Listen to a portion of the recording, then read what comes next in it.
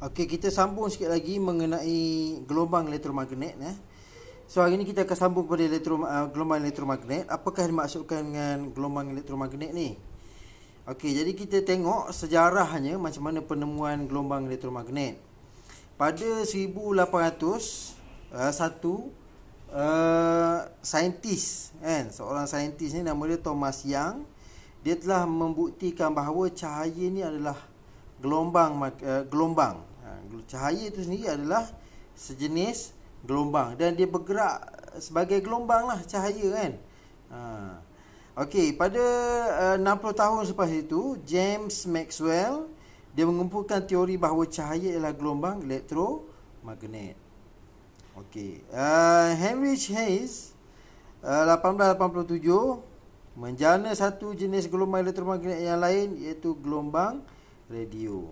Jadi pada mulanya mereka telah jumpalah bahawa cahaya ni adalah sejenis gelombang. Lepas tu ada pembuktian lagi bahawa cahaya itu adalah gelombang elektromagnet. Kemudian Heinrich Hayes ni dia menjana satu lagi jenis gelombang, itu gelombang radio. Gelombang elektromagnet ni pada abad ke-20 ni barulah kita semua tahu bahawa gelombang elektromagnet ni dia terdiri pada sinar gamma, contohnya sinar gamma, sinar X yang kita guna untuk tengok tulang tu, sinar X-ray tu. Sinaran ultraungu adalah sejenis gelombang elektromagnet. Cahaya nampak, sinaran inframerah, gelombang mikro dan juga gelombang radio. Jadi ini semua adalah gelombang elektromagnet. Jadi apakah sebenarnya gelombang elektromagnet ini? Dia terdiri daripada medan elektrik dan medan magnet. Dia ada dua, satu medan elektrik dan satu lagi medan magnet yang berayun secara serenjang dengan satu sama lain, seperti yang ditunjukkan darjah 5.69. Jadi kamu tengok ni bahawa dia ada dua. Sebelum ni kamu belajar satu je kan, satu je gelombang je yang bergerak. Tapi yang ni dia bergerak secara berserenjang sekaligus. Satu medan magnet, dia ada gelombang magnet, dan dia ada medan magnet, dan satu lagi dia ada medan elektrik yang bergerak secara berserenjang kan. Satu macam ni, satu menegak, satu berjalan secara menegak, satu lagi bergerak macam tu kan. Dia sentiasa bergerak mengikut arah perambatan yang sama. Tapi satu yang melepeh, satu menegak kan. Satu ni melepeh, satu menegak. Jadi kita panggil berserenjang lah, istilahnya berserenjang. Jadi gelombang elektromagnet ni apa ciri-ciri dia? Ciri-ciri dia adalah kita tengok sini dalam buku teks sama itu, kata gelombang elektromagnet mempunyai ciri-ciri berikut. Yang pertama sekali merupakan gelombang yang melintang. Gelombang dia melintang kan? Gelombang melintang. Tidak memerlukan medium perambatan. Jadi dia tak perlukan medium macam gelombang air. Dia perlukan air untuk bergerak, betul tak? Dia bergerak dengan pergerakan air tu kan. Kamu tengok macam mana gelombang air tu bergerak kan. Sudah tentulah dengan pergerakan air tu. Tapi kalau macam elektromagnet ni, dia tak perlukan medium. Dia tak perlukan medium untuk dia bergerak kan. Samalah juga dengan gelombang bunyi. Bunyi ni disebabkan apa? Oleh gerakan-gerakan adanya molekul-molekul yang bergerak kan, yang membawa gelombang tu. Tapi kalau elektromagnet ni, dia tidak memerlukan medium. Dalam keadaan vacuum pun dia boleh bergerak. Tak ada molekul-molekul bergerak pun, dia still boleh bergerak. Okey. Dia boleh merambat melalui vacuum. Maksudnya dalam keadaan tidak ada molekul pun kan yang menyampaikan gerakan gelombang tu kan. Okey, laju dalam vacuum 3/10 kuasa 8, maksudnya 300,000 lebih daripada 300,000 lah, dan bergerak dengan laju lebih kecil di dalam medium. Jadi dalam keadaan vacuum dia lagi laju. Kalau kecil, kalau ada dalam keadaan medium dalam air ke, dia bergerak slow sikit. Okey, menunjukkan fenomena pantulan, pembiasan, pembelauan dan interference jika keadaannya sesuai. Okey. Jadi kita pergi kepada spektrum elektromagnet. Okey, kita tengok kepada spektrum elektromagnet. Okey. 7 jenis gelombang elektromagnet membentuk satu spektrum yang selanjar, dikenali sebagai spektrum elektromagnet. Jadi sebenarnya gerakan elektromagnet ni, dia ada yang kamu tengok situ. Okey, panjang gelombang dia semakin lama semakin besar. Maksudnya elektromagnet ni dia ada yang panjang gelombangnya kecil, ada panjang gelombangnya sangat kecil, dan ada yang sangat besar, kan? Biasa yang kamu tengok sini, contohnya sinar gamma, dia punya panjang gelombang dia sangat kecil, 0.00011 kali dia, 0.000.1. Jadi dia punya panjang gelombang dia sangat kecil. Jadi sampai biasanya yang panjang gelombang dia kecil ni, dia boleh menembusi badan.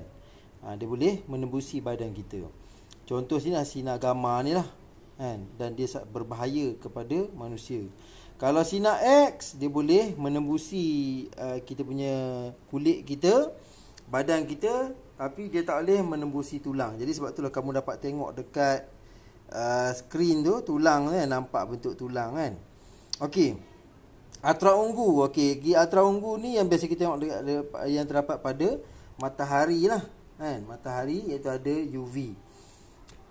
Kemudian kita tengok sinar inframerah, gelombang mikro dan juga gelombang radio. Yang paling besar sekali adalah gelombang radio. Dia punya sini adalah panjang gelombang dia. Kalau kamu ingat lagi yang bentuk macam apa, yang kita kira sebelum ni mengenai panjang gelombang tu. Okey, kamu bayangkanlah dia punya panjang gelombang dia tu semakin besar, kamu nampaklah semakin besar, kan? Dia tak berbahaya lah, gelombang radio dah tak berbahaya. Tapi yang kecil ni dia berbahaya sebab apa? Dia boleh menembusi badan manusia. Okey, cahaya nampak yang kamu tengok ni, yang kamu nampak cahaya ni semua ni, dia berada dalam sekitar sinilah. Ada 400 hingga 750 nanometer dia punya panjang gelombang dia. Ini yang kita nampak, macam kamu nampak cahaya lampu, kan? Cahaya yang sekitar kamu ni, sebenarnya sekitar ni lah dia punya ni. Dan sekiranya kalau kita asing-asingkan, kan, kita dapat spektrum pelangi ni, kan. Inilah. Sebab apa yang biru ni dia punya panjang gelombang dia 400. Kalau merah ni dia punya panjang gelombang dia 750. Okey, tenaga yang dibawa oleh gelombang elektromagnet adalah berkadar terus dengan frekuensinya. Maksudnya semakin tinggi frekuensinya, maka dia semakin tinggilah tenaga yang dibawa. Ini makna sinar gamma dan sinar X membawa tenaga yang besar, kan? Sinar gamma ni kamu tengok frekuensi. Okey, sebab kamu tengok ni, disebabkan dia kecil, maka frekuensi dia banyak, kan? Dia bergerak dengan laju macam tu, kan? Sebab apa? Sebab dia punya frekuensi, dia punya panjang gelombang pun kecil. Jadi bila mana panjang gelombang dia kecil, maka frekuensi dia pun, dia bergerak pun dengan lebih banyak. Jadi bila mana dengan lebih banyak, maka tenaga yang terhasil adalah lebih tinggi, kan? Okey, ini makna sinar X dan sinar gamma ni membawa tenaga yang besar. Okey, dua jenis gelombang ini perlu diurus dengan kaedah yang betul supaya penggunanya tidak membahayakan pengguna. Contohnya kalau macam sinar gamma lah, kan? Sinar gamma ni dia boleh menembusi badan manusia. Jadi bila mana dia boleh menembusi badan manusia, sudah tentulah berbahaya. Dia boleh mematikan sel-sel badan manusia, kan? Begitu juga dengan sinar X, kan? Kita pun tak boleh selalu pergi X-ray badan kita, kan? Banyak sel-sel yang akan mati bila mana sinar X ni menembusi badan manusia lah.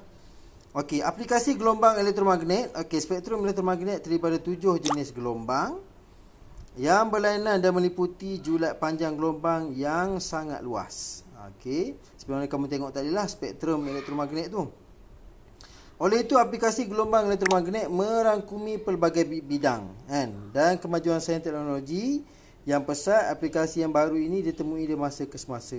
Jadi, di masa ke semasa lah kita akan temui kegunaan gelombang-gelombang ini. Contohnya sebelum ni kita tak pernah pun tahu mengenai Kalau macam dululah mereka tak pernah pakai pun sinar X.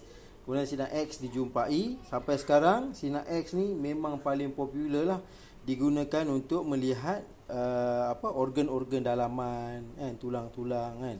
Jadi kemajuan sains ni semakin maju, semakinlah kita tahu aplikasi kegunaan setiap gelombang-gelombang yang ada ni. Okey. Contoh sini dia bagi satu persatu gelombang-gelombangnya.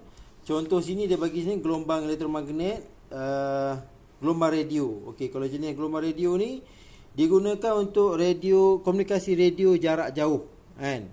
Jarak jauh mereka menggunakan radio. Okey, penyiaran radio dan TV tempatan menggunakan gelombang radio. Okey, komunikasi tanpa wayar Bluetooth kan, semua tu menggunakan gelombang radio. Okey, mesin gelombang milimeter untuk mengimbas badan penumpang di lapangan kapal terbang. Jadi itu semua menggunakan gelombang radio. Okey, sekarang ni saya nak tanya kamu, gelombang radio ni berbahaya ke tidak? Jawapannya dia tidak. Dia kuranglah berbahaya berbanding gelombang-gelombang elektromagnet yang mana frekuensinya lebih tinggi kan. Gelombang radio ni dia punya panjang gelombangnya adalah besar, jadi sebab frekuensinya adalah rendah kan. Jadi dia dianggap tidak terlalu berbahayalah kepada manusia. Okey, gelombang mikro, komunikasi antarabangsa melalui penggunaan satelit, rangkaian telefon bimbit, komunikasi antara elektronik, semua tu. Okey, pengesanan radar pesawat, pemerangkap laju, memasak menggunakan gelombang mikro, kamu pakai ketuhar tu kan. Itu semua menggunakan gelombang mikro. Jadi kamu dapat tengoklah bila mana apa kesan gelombang mikro ni kan. Kita boleh guna untuk apa? Untuk memanaskan. Hebat tak hebat gelombang? Maksudnya gelombang mikro tu kita boleh gunakan gelombang untuk memasak kan. Kamu bayangkan tenaga yang terhasil kalau sinar kalau dipakai gelombang sinar X tu apa jadi kan. Sudah tentulah meletup kan. Sebab apa? Dia punya tenaga yang kuat. Sebab apa? Frekuensi dia adalah sangat tinggi. Okey, gelombang inframerah memasak pun ketuhar, pemanggang dan pembakar kan, untuk melihat dalam keadaan gelap. Itu kita guna kamera inframerah dan teropong inframerah. Okey, mengeringkan cat pada kereta pun digunakan gelombang inframerah. Rawatan sakit otot, okey, menggunakan inframerah, dan juga alat kawalan jauh untuk televisyen dan pemain DVD. Itu digunakan gelombang inframerah. Okey, contohnya kamu tengok sendirilah dekat remote control kamu tu kan, ada gelombang inframerah kan. Okey, cahaya nampak pula. Cahaya nampak membolehkan benda hidup untuk melihat. Yang kita tengok sekarang ni, yang ada kita tengok kat lampu semua tu, yang kita tengok semua cahaya-cahaya yang ada masuk mata kita ni semua adalah cahaya nampak. Okey, digunakan untuk fotografi, fotosintesis untuk tumbuhan hijau. Cahaya laser digunakan untuk pemotongan logam, ukur tanah, penghantaran maklumat melalui gentian optik, semua tu menggunakan cahaya nampak. Okey. Atra ungu. Okey, sinaran atra ungu pula apa dia? Sinaran atra ungu ni biasanya dia yang biasa kalau kamu pergi tampal gigi tu kan, mesin yang doktor pakai tu ni kan, dia adalah untuk mengeraskan bahan tampalan pada gigi. Kemudian menentukan kesahihan wang kertas. Masa kalau kita bayar guna duit besar kan, biasanya cashier akan check dulu duit RM50 kita ni kan, betul atau tidak ataupun palsu. Jadi dia gunakan sinaran atra ungu lah. Okey, rawatan penyakit kuning pada bayi. Ini biasa sangatlah kalau kita letak bayi bawah lampu tu kan. Sebab apa? Sebab dia mengalami penyakit kuning yang banyak, yang terlalu tinggi. Jadi terpaksa kena guna sinaran atra ungu. Okey, penulinan air minuman, pensterilan alat perubatan dan juga makanan, dan juga digunakan sebagai alat perangkap serangga. Okey, sinar X. Ini biasa kamu tengok sangatlah. Biasa kita X-ray tulang kan, kalau patah ke guna sinar X. Pemeriksaan sambungan kimpalan kan. Kimpalan ni biasa kita tutup lubang paip, bukan paip yang kecil-kecil, paip yang besar kan. Paip yang besar yang ada di bawah laut kan, biasa kita guna kimpalan. Dia nak check ada tak tempat yang bocor lagi. Jadi digunakan sinar X. Okey, pengimbas bagasi di lapangan terbang, nampak. Jadi sekarang ni nak tengok apa kamu letak apa dalam beg kamu pun orang boleh tahu.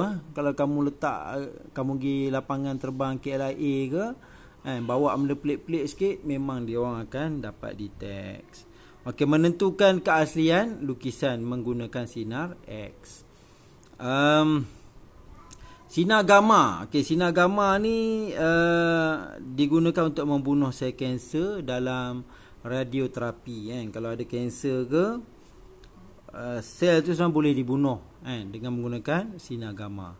Okey, pensterilan peralatan pembedahan dan juga perubatan secara pukal. Jadi kalau banyak-banyak mereka nak buang apa-apa mikroorganisma ke terdapat pada alat tu, dia gunakan sinar gamma. Okey, digunakan dalam industri pemprosesan makanan supaya makanan tahan lebih lama. Jadi bila mana kamu dah packing makanan tu kan, dah packing dah makanan, jadi nak buat macam mana kan, dia gunakan sinar gamma. Sinar gamma tu dapat menembusi packing tu kan, plastik tu dapat tembus, dia pergi ke makanan tu pun dapat tembus, dia bunuh semua bakteria-bakteria yang ada pada makanan tu. Okey, itulah kegunaan kesemuanya gelombang-gelombang elektromagnet.